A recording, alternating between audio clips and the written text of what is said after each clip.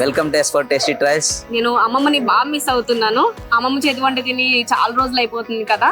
So అలాంటి అమ్మమ్మ taste ఇక్కడ లభిస్తుంది అని చెప్పేసి ఒక స్పెషల్ ప్లేస్ కి వచ్చేసాం. అది ఎక్కడంటే అమ్మమ్మ గారి వంటిల్లు.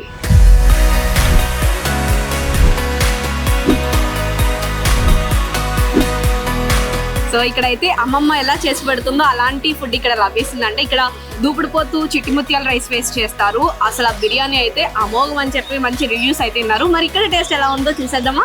నాతో పాటు లోపలికి వచ్చేసేయండి.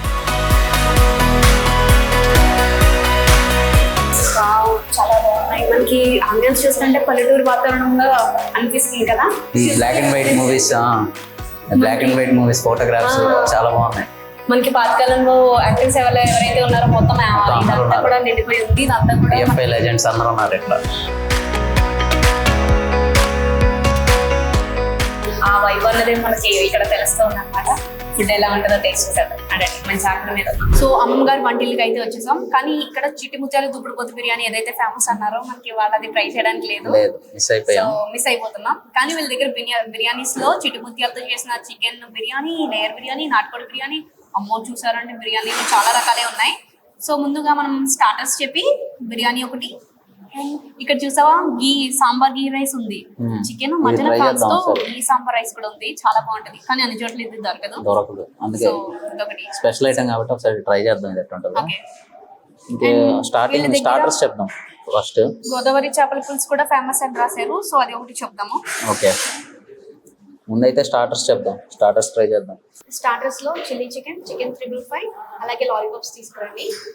చికెన్ గీ సాంబార్ రైస్, అలాగే చిట్టి ముత్యాలు మటన్ బిర్యానీ తీసుకురండి.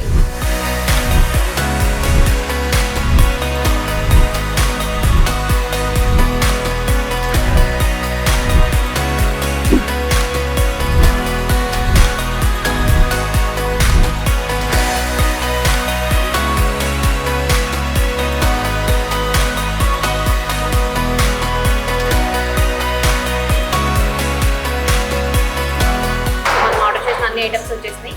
ఫస్ట్ లాలీపాప్స్ దగ్గర నుంచి స్టార్ట్ చేద్దాం. వావ్, చికెన్ లాలీపాప్ చూస్తుంటే నోరు ఊరిపోతుంది గ్రేవీతో. అబ్బాబా, ముందు టేస్ట్ చేసి మాట్లాడతాను.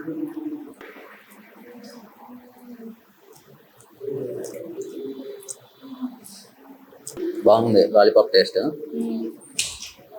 ఆ చికెన్ కూడా బాగా నార్మల్గా మనకి కొన్ని రెస్టారెంట్లో ఈ లాలీపాప్ అనగానే చికెన్ లోపల సరిగా ఉడకదు, చాలా గట్టిగా ఉంటుంది. ఇదంతా మెత్తగా ఉంది.